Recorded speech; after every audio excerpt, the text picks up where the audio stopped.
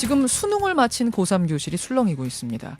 수학능력시험 문항 중에 세계지리 과목에 한 문제 답이 틀렸다는 건데요. 잘 들어보십시오.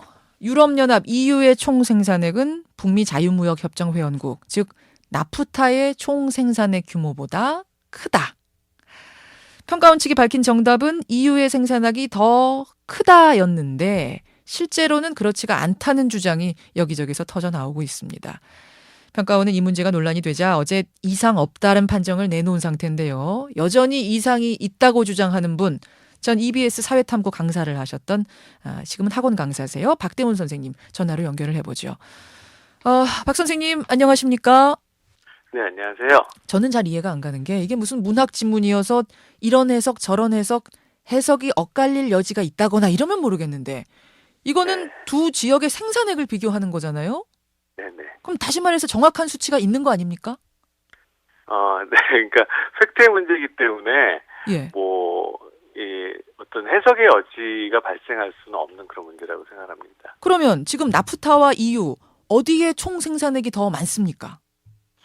그때 교과서에 실려 있는 자료들은 2009년도까지 데이터가 실려 있는데 거기에는 이제 EU가 조금 높은 걸로 나와 있고요. 교과서에는 예전 자료. 2010년 이후로는 이제 나프타가 뒤집은 걸로 이렇게 나오고 있어요. 그러니까 지금 어디 생산액이 높은 거예요? 지금. 나프타가 지금 높습니다. 나프타가 높은 거죠. 2010년 네. 이후로는 계속 높았던 거죠. 네네. 그러면 수능평가원 측이 내놓은 정답은 틀린 게 되는 건가요? 네, 그렇습니다. 2010년 이후로는 계속 추월을 했다. 네. 그런데 평가원 측의 입장은 이렇습니다. 세계지리 교과서 2종이 있는데 EBS 교재에 근거해서 출제한 것으로 해당 교과서에는 EU가 나프타보다 총 생산액이 크다는 내용이 제시가 돼 있다. 즉 아이들은 교과서로 배우는 거고 그 교과서에는 그렇게 답이 나와 있기 때문에 이 문제는 문제가 없다. 이런 주장인데 어떻게 생각하세요? 네, 그러니까 말씀하신 대로 교과서로 배우는 거지. 근데 교과서를 배우는 건 아니다라는 거거든요. 교과서로 배우는 거지 교과서를 배우는 건 아니다. 네, 그래서 제가 이제 지난번 교육과정 때요. 예. 그러니까 지난번 교육과정 2003년도에 발행한 책들인데 2005년 수학능력 시험부터 그 책으로 시험을 봤어요. 예. 예를 들면 이제 거의 자매 과목인 한국지리 교과서에는 예를 들어 우리나라의 에너지 소비량에 대해서 나와 있는데 원자력이 천연가스보다 많다라고 이렇게 되어 있거든요. 아하. 근데 2006년도 수능 시험부터는 전부 굉장히 많이 나왔어요. 매년 꼭 출제가 됩니다, 지금까지. 예. 네. 그래서 천연가스가 원자력보다 많은 것이 답이었어요, 계속. 그 어떻게 된 거죠, 그러면? 그러니까 그거 자체가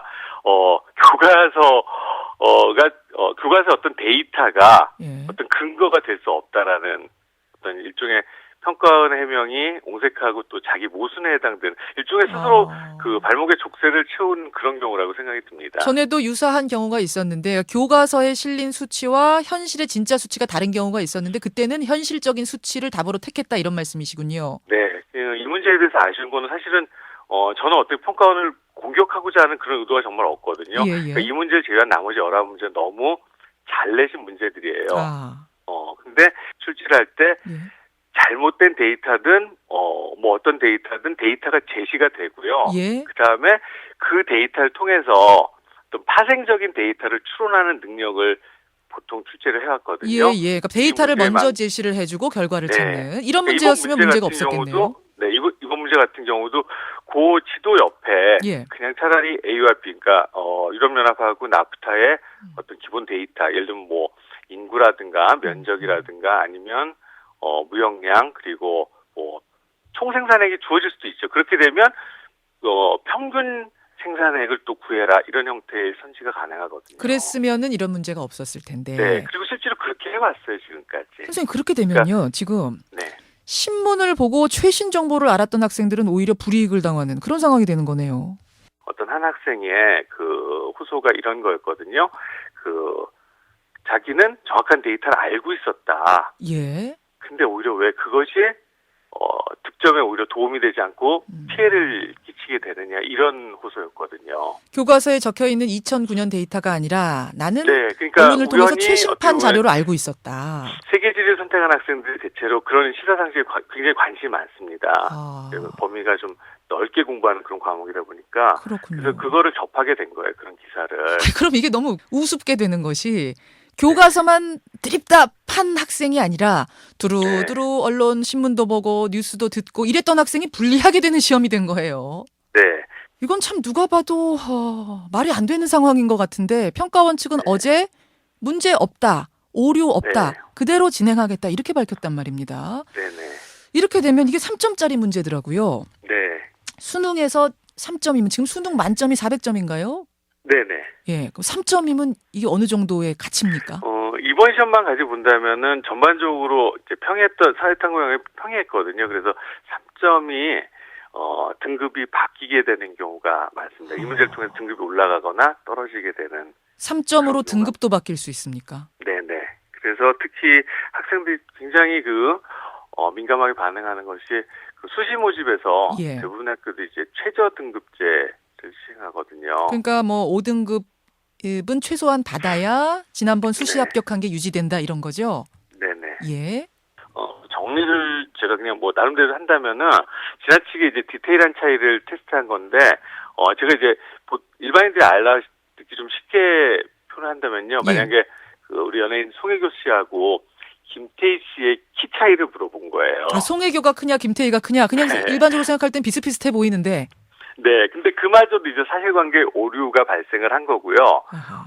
평가하는 논리는 분명히 고등학교 때까지는 김태희가 분명히 컸는데 대학교 때는 송혜교가 큰 자료도 일부 나온다. 언제 그러니까 컸냐 송혜교. 그렇지만 우리가 알고 네. 있긴 않는 데이터는 고등학교 때까지는 분명히 김태희가 컸다 네. 이렇게. 네, 그래서 특정 연도에 주목하지 말고 김태희가 더 컸던 걸로 생각하면 된다 이런 식이거든요. 그러니까 이걸 틀린 학생들은 그런 이야기를 받아들이기가 어려워지는 상황이 되는 거군요.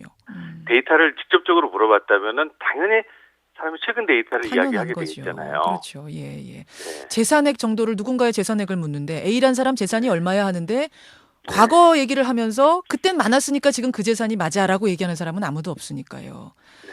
알겠습니다. 지금 평가원 측에서는 어쨌든 문제 이상이 없다고 주장하는 상황. 그러면 더 이상 어찌 해볼 방법이 없는 건가요, 수험생은?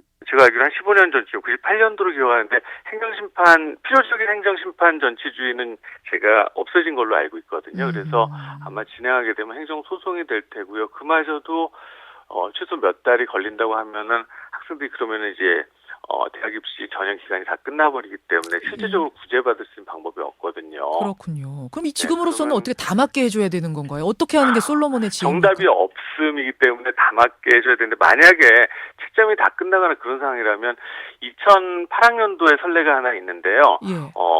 득점이니까 등급이 내려가는 거는 없고 등급이 올라가는 그런 경우만 있었던 적이 한 번 있었습니다. 사례가.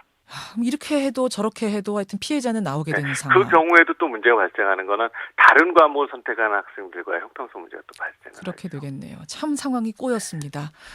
네. 여기까지 우선 말씀 듣도록 하죠. 박대훈 선생님 고맙습니다. 네, 감사합니다. 전 EBS 사회탐구 강사세요. 박대훈 씨 만났습니다.